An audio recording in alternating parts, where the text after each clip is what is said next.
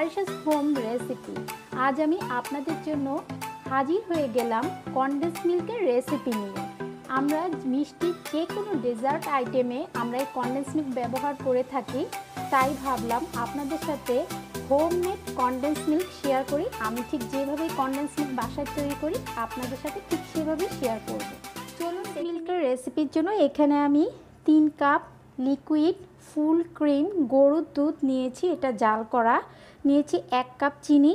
অবশ্যই চিনির পরিমাণটা কিন্তু 1 কাপ বা তার বেশি রাখা যাবে, বাট কম রাখা যাবে না, তাহলে কিন্তু কনডেন্স মিল্কটা হবে না। আর নিয়েছি আমি 1 চিমটি খাবার সোডা, বেকিং সোডা যেটাকে বলে। চুলায় একটা প্যান বসিয়ে দিয়েছি, তাতে আমি 3 কাপ লিকুইড ফুল ক্রিম দুধ দিয়ে দিব। তারপর চুলার আঁচটা মাঝারিতে রেখে আমি দুধটা একটু জাল করে নিব 2 মিনিটের মতো। দুধে বলক চলে এসেছে, এখন আমি 1 কাপ চিনি দিয়ে দিব। অবশ্যই 1 কাপ চিনি দিতে হবে, পারলে বেশি দিতে পারেন, বাট কম দিলে কিন্তু কনডেন্স মিল্কটা হবে না। এখন আমি দুধের সাথে চিনিটা নেড়েচেড়ে মিশিয়ে নিব।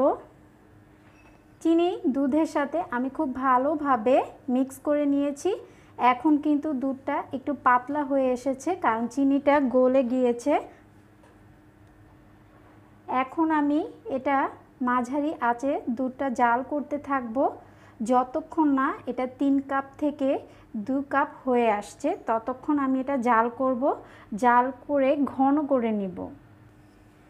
3 কাপ দুধকে আমি জাল করে কিন্তু 2 কাপ হয়ে এসেছে। সাইডের যে সরগুলো আছে সেগুলো এভাবে করে মাঝখানে এনে দিতে হবে। আপনারা দেখতেই পাচ্ছেন দুধটা কিন্তু ঘন হয়ে এসেছে। এখন যে কাজটা করতে হবে সেটা হচ্ছে 1 চিমটি বেকিং সোডা বা খাবার সোডা যেটা বলে সেটা দিয়ে দিব।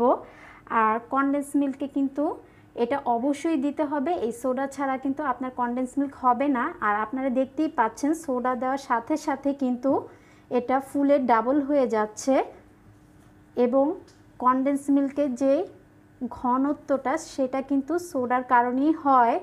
আমি আর 1 মিনিটের মতো এটা চুলা নেড়ে চেড়ে মিশিয়ে নিব সোডাটা। চুলার আঁচটা কিন্তু আমি লোতে করে দিয়েছি, না হয় কিন্তু এটা পুড়ে যাবে। আর অনবরত কিন্তু নাড়তে হবে আর অপেক্ষা করব ফেনাটা কমে যাওয়া পর্যন্ত। আমি চুলাটা কিন্তু এখন অফ করে দিব।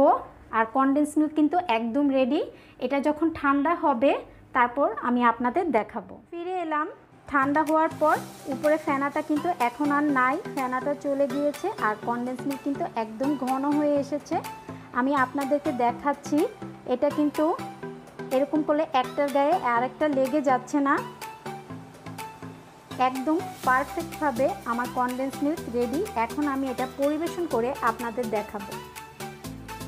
আশা করি আজকে এই কনডেন্স মিল্কের রেসিপি আপনাদের ভালো লেগেছে। ভালো লেগে থাকলে প্লিজ আমাকে সাবস্ক্রাইব করতে ভুলবেন না। আপনাদের ফ্রেন্ড এবং ফ্যামিলির সাথে শেয়ার করবেন। সবাই ভালো এবং সুস্থ থাকবেন। আল্লাহ হাফেজ।